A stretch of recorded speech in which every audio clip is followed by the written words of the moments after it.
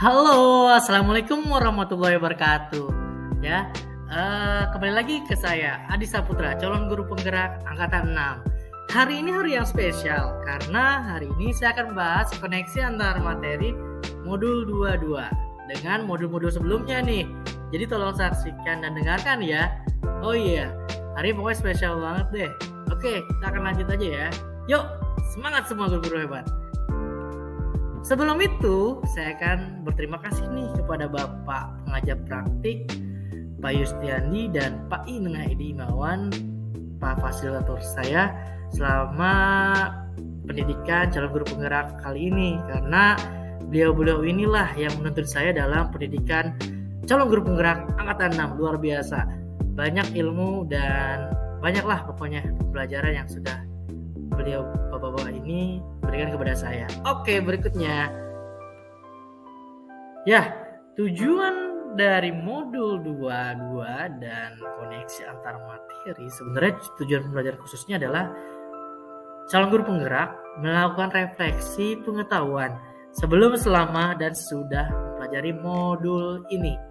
Ya, oke, next. Nah, sebelum mempelajari modul, saya merasakan bahwa pelajaran saya hanya sebatas konten saja, memenuhi sintak-sintak yang ada dan mencapai tujuan dalam pembelajaran saja. Jadi kan saya pakai project based learning ya, yang penting fase-fasenya terlewati aja dan tujuannya tercapai. Sesudah mempelajari modul, sebenarnya ada hal-hal yang bisa kita masuk, ada hal-hal yang bisa kita taruh di dalam sistem pelajaran kita ya sehari-hari. Jadi alhamdulillah sudah saya mempelajari modul 22 tentang pembelajaran sosial emosional, saya bisa menyentuh berbagai dimensi untuk mengembangkan sosial dan emosional pada saat proses pembelajaran. Banyak metode yang bisa diterapkan kegiatan pembelajaran sehari-hari. Oke, langsung aja ya ke berikutnya. 3 hal mendasar yang berkaitan dengan kebutuhan belajar dan lingkungan yang aman dan nyaman untuk memfasilitasi seluruh individu di sekolah agar dapat meningkatkan kompetensi akademik maupun kesejahteraan psikologis well-being. 3 hal mendasar dan penting yang saya pelajari adalah pertama, yaitu 5 pembelajaran KSE pastinya ya, 5 ya. Lalu yang kedua, mindfulness. Wah, seru banget deh mindfulness. Nanti kita bahas ya mindfulness itu kayak gimana. Ketiga adalah kesejahteraan psikologis. Nah, berikutnya adalah keterkaitan nih hal perubahan yang akan saya terapkan di kelas dan sekolah. Nah, untuk murid ya, jadi perubahan yang akan saya terapkan yaitu kegiatan proses pembelajaran yang bisa menebalkan 5 KSE saat di dalam kelas ataupun di luar kelas, serta memakai mindfulness nih di tiap kesempatan. Metode stop juga akan saya terapkan dalam elaborasi juga keren tuh. Jadi ketika ada kelas baru ya lebihnya kita pakai 3 step nafas ya untuk meningkatkan mindfulness kita di kelas. Nah, itu akan saya terapkan di kelas tuh ya, 3 step pernapasan. Itu luar biasa banget. Nah, untuk rekan guru kita ya, rekan guru saya, yaitu untuk rekan tentunya saya akan berbagi materi dan berbagi kegiatan baik ya, terutama tentang 5 KSE, karena semakin banyak yang menggunakan KSE di sekolah tentu saja makin banyak kemudahan ya bagi sekolah untuk mencapai keberhasilan dalam membimbing murid. Jadi bukan hanya konten saja, sosial dan emosional juga harus dikembangkan biar murid-murid kita ini dibimbing dengan dari rohaninya juga terbimbing ya, sosial dan emosionalnya juga terjaga. Mungkin itu ya untuk rekan guru. Oke, berikutnya. Nah, dari tadi saya membahas 5 KSE terus ya. 5 KSE itu apa sih? Sebenarnya 5 pembelajaran sosial emosional adalah pembelajaran yang dilakukan secara kolaboratif oleh seluruh komunitas sekolah. Proses kolaborasi ini memungkinkan anak, pendidik, dan tenaga pendidikan sekolah memperoleh dan menerapkan pengetahuan, keterampilan, dan sikap positif mengenai aspek sosial emosional. Dan agar dapat nih 5 ya, yaitu pertama adalah kesadaran diri. memberikan pemahaman, penghayatan, dan kemampuan untuk mengelola emosi. Itu kesadaran diri ya. Yang kedua adalah manajemen diri, yaitu menetapkan dan mencapai tujuan. Nah, manajemen berikutnya adalah merasakan dan menunjukkan empati kepada orang lain, itu kesadaran emosional. Yang keempat yaitu membangun dan mempertahankan hubungan yang positif, keterampilan relasi.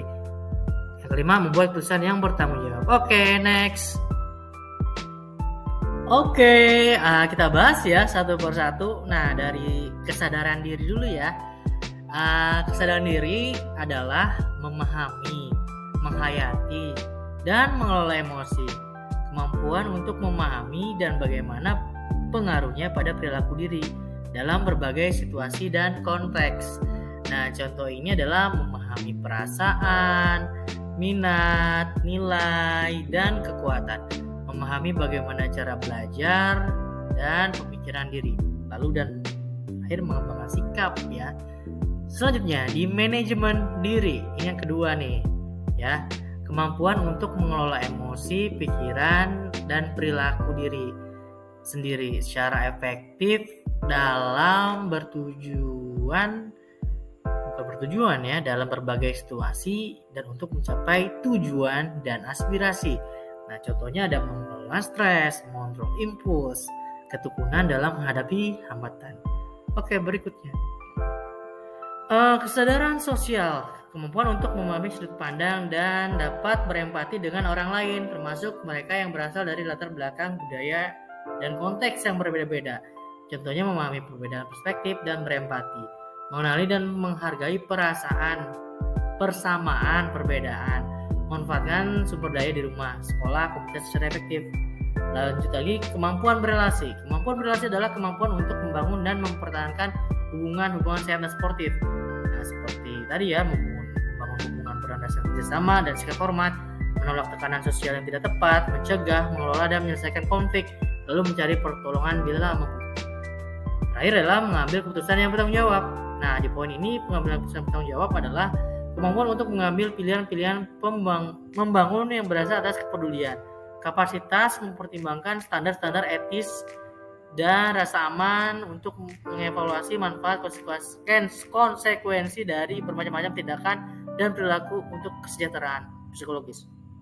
Contohnya itu mempertimbangkan faktor etika, akademik, serta masyarakat dalam memilih keputusan, lalu memberikan kontribusi terhadap perwujudan well-being sekolah dan komunitas. Nah, ini lagi nih, well-being itu sebenarnya apa sih well-being ya?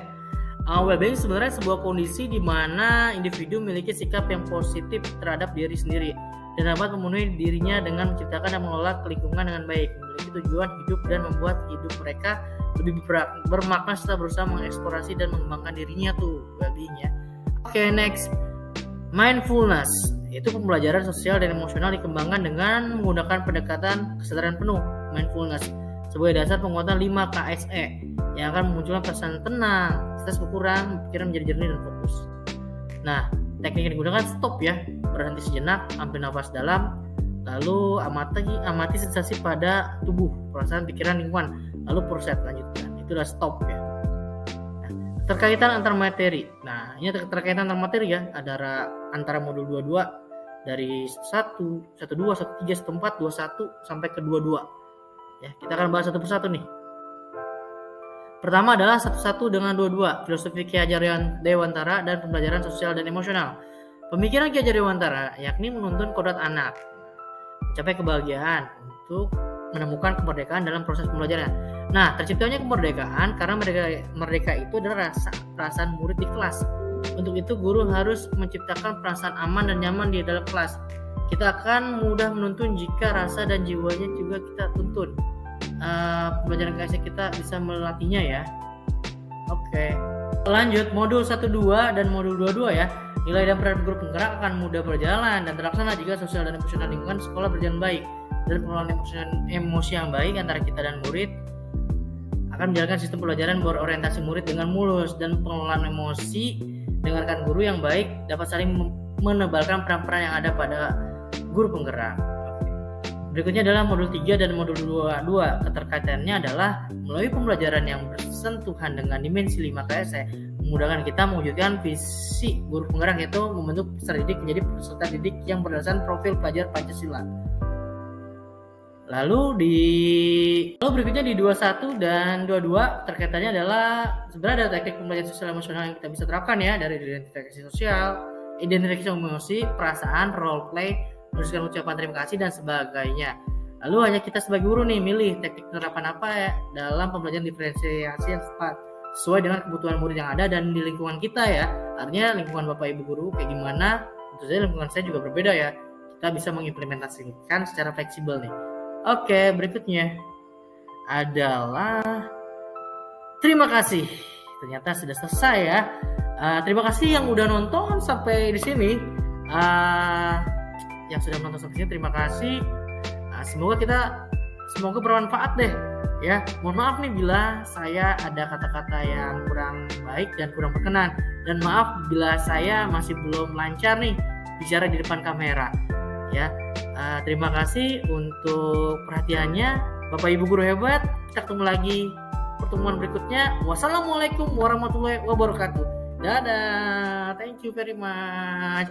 Makasih ya. Hatur nuhun. Dadah.